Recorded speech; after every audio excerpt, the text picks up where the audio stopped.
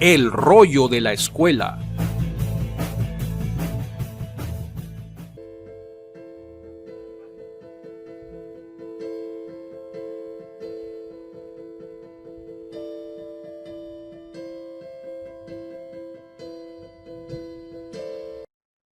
Muy buenos días, muy buenas tardes, muy buenas noches. Mi nombre es Jesús Mendoza, soy profesor dentro de la Escuela de Alejandría en el área de Divinidad. Hace no mucho tuvimos nuestras presentaciones en el tema de Y el Verbo se hizo carne, dedicado al mes de la Biblia, una semana totalmente enfocada en una de las doctrinas más importantes del cristianismo, de línea ortodoxa, de línea tradicional y por supuesto el judeocristianismo primitivo, que es la divinidad de Jesús de Nazaret. Sin embargo, este tema me ha traído a colación un asunto que discutí en estos días, o por lo menos escuchaba a mi profesor conversar en una de las clases respecto al tema de los conflictos que hay con si hay o no hay una Trinidad, según el contexto bíblico y todo lo demás. Tengo una respuesta a un problema de carácter exegético y que podría apoyarme en dos trabajos académicos muy buenos. Uno es em, Where the Gods, When the Gods Were Men, de Esther Hamory, o Where the Gods Are, de Mark Smith. Estos dos libros abarcan una problemática común. Dios tiene cuerpo. La realidad es que, y esto lo conecto con lo que hablaba mi profesor, sí, Dios tiene cuerpo en la Biblia. El problema es de qué naturaleza es este cuerpo.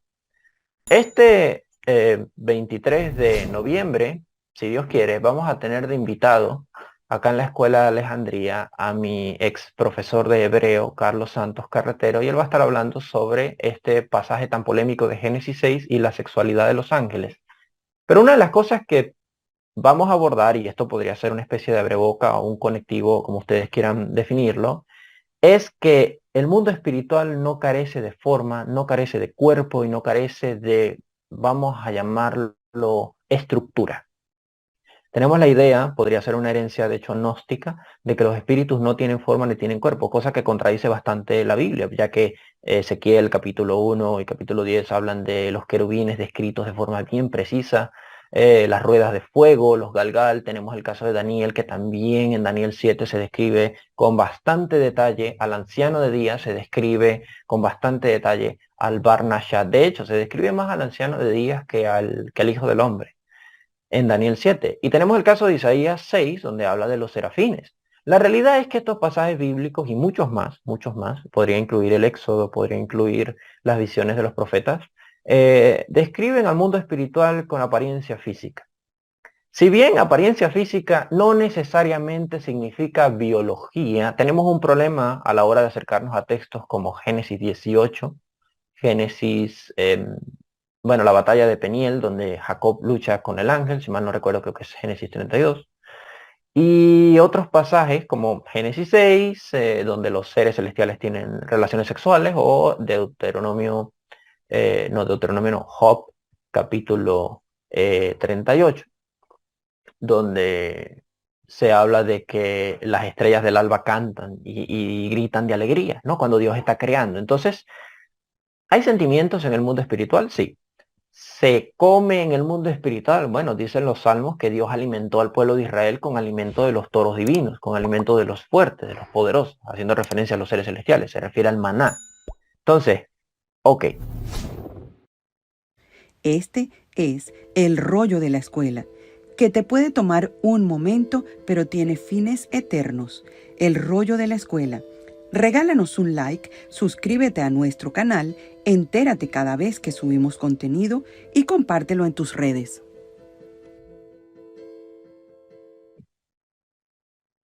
Si incluimos el cuerpo de Jesús post-resurrección, que come, pero no necesariamente tiene que devolver o evacuar las heces fecales, pero sí come y el cuerpo de Jesús reconoce la comida a sí mismo, no puedo negar que hay algún tipo de cuerpo en el mundo espiritual. La realidad es que el texto bíblico es bastante claro. Los seres celestiales tienen forma, tienen cuerpo, tienen sentimientos, tienen atributos físicos. Lo que probablemente no tienen es biología como la nuestra. Eso puede ser. Cuando Pablo abarca en las epístolas de Corintios el consenso sobre, la diferencia entre cuerpo terrenal y cuerpo celestial, él no está hablando de los planetas como los cuerpos celestiales, él está hablando de las estrellas y de los seres celestiales, ya que las estrellas en el mundo antiguo todos son seres celestiales. Ellos no creen que el sol es algo, sino alguien. Ellos no creen que la luna es algo, sino alguien. Por ende, si se está hablando de cuerpos celestiales es porque hay cuerpos celestiales. Si abarcamos el segundo templo, también tendríamos que meternos bastante de lleno en Primera de Enoc o el libro de Enoc, donde también los seres celestiales no solo tienen cuerpos, sino que pueden cambiar de forma.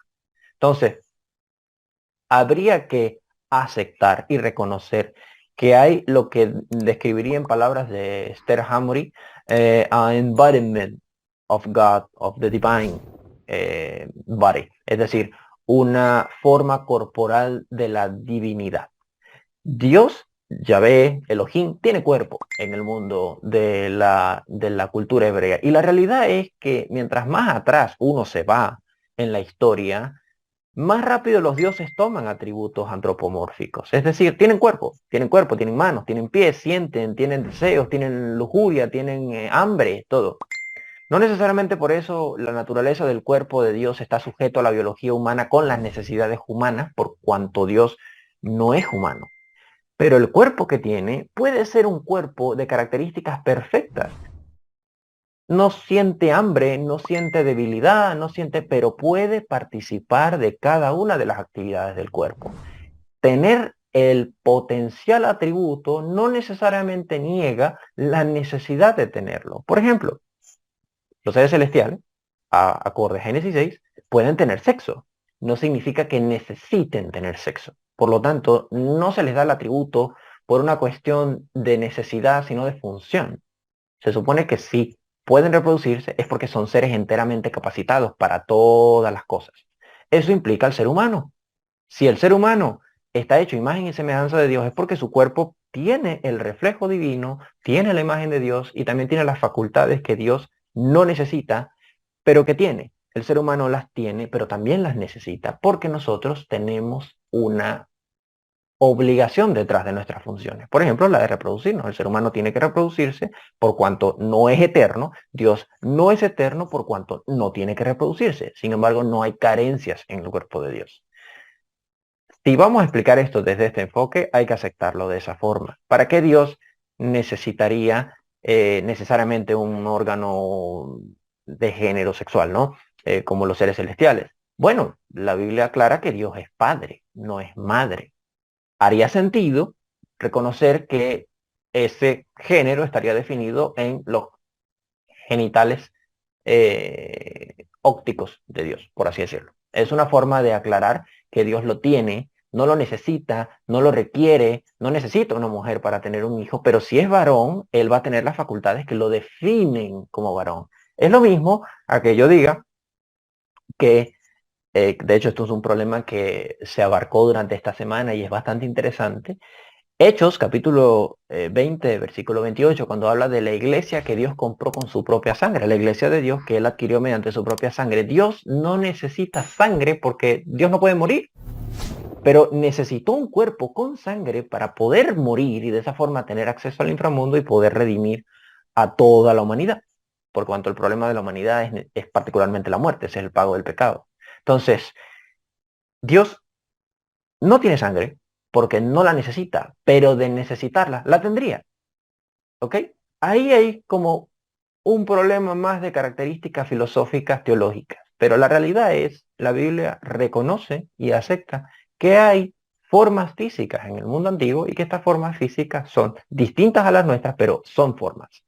Otro caso, y este yo lo mencionaba en la cafetería de la semana pasada, es el caso de las expresiones de Shining Ones, los brillantes, los resplandecientes. Es una expresión que se utiliza en la cultura del antiguo cercano oriente. Se compara a la expresión griega los gloriosos, se compara a las estrellas, los kokabim en hebreo, a los santos. Todas estas descripciones, cuando hablamos de los santos me estoy refiriendo a los seres celestiales, no del concilio divino. Cuando hablamos de todas estas descripciones, tenemos que reconocer que están planteando un cuerpo de otra constitución. ¿A qué voy con esto? Si queremos meterle un aspecto científico a la Biblia no es un libro científico, no pretende serlo, pero sí podríamos abarcar desde la ciencia algunas cosas. Después de todo, Dios no está limitado por eso. Podría decir que la estructura molecular de los seres celestiales es física, pero no es biológica. Es decir, la estructura molecular de ellos no está compuesto de células orgánicas que pueden perecer con el tiempo, sino que está compuesto de luz. Por ejemplo, el mundo celestial muchas veces ha sido descrito como un mundo que brilla, que emite luz de forma natural. El ser humano no puede hacer eso, estamos hechos, según los científicos, de materia oscura. Dios pues no, Dios no es materia oscura, al contrario, Dios es luz naturalmente. Y la luz tiene cualidades que nosotros no tenemos. Si nosotros fuéramos luz, por ejemplo, podríamos atravesar la galaxia en segundos. Podríamos viajar a través del tiempo, podríamos romper dimensiones, porque la luz puede hacer eso. Nosotros no podemos, porque carecemos de luz, carecemos de la luz suficiente. Nuestro cuerpo tiene cierto rebote de luz en nosotros, en nuestra composición, pero si Dios sí tiene esas cualidades, o los seres celestiales tienen esas cualidades, es evidente que los seres celestiales van a tener poderes, por cuanto están por encima de las limitaciones humanas. Y esos poderes se bien reflejados en la Biblia. Tenemos un caso que es Génesis 19, cuando los ángeles cegaron a todos los hombres de Sodoma y Gomorra. Algunos han sugerido que la forma de cegar a los hombres de Sodoma y Gomorra fue a través de un rayo, de un trueno, de un relámpago. Bueno, ¿de qué características tienes que estar compuesto para que tengas la capacidad de generar electricidad de ti mismo o luz? A lo mejor es porque tu composición te lo permite, cosa que el ser humano no. Todos estos son, repito, especulaciones de índole filosófica, teológica, pero no niega ninguna que el mundo celestial tiene forma, tiene apariencia, tiene cuerpo, y Dios también. ¿Ok? Para más temas como este, que son no menos polémicos, mucho más contenido de este estilo, sobre todo que abarque la naturaleza del mundo celestial, la forma del mundo celestial, aparte de mis diplomados del Concilio Divino, por supuesto que les invito a participar de ellos, van a ser abordados en el espacio de la Escuela de Alejandría, el Ágora de la Escuela, que es una membresía que vamos a tener próximamente en nuestro canal de YouTube. Ya hay un video en nuestro canal al respecto, así que nada, no te pierdas de más videos, de más rollos de la escuela. Únete a nuestra membresía y te espero en una próxima ocasión. Ten muy buen día, paz de Dios. El rollo de la escuela.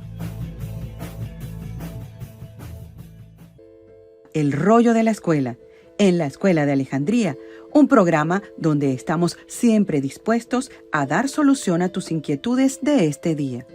Porque hablamos español y podemos profundizar de manera sencilla y escueta en cada tema, mostrando el punto de vista de la palabra de Dios, que también toma en cuenta el punto de vista del hombre a través de los tiempos.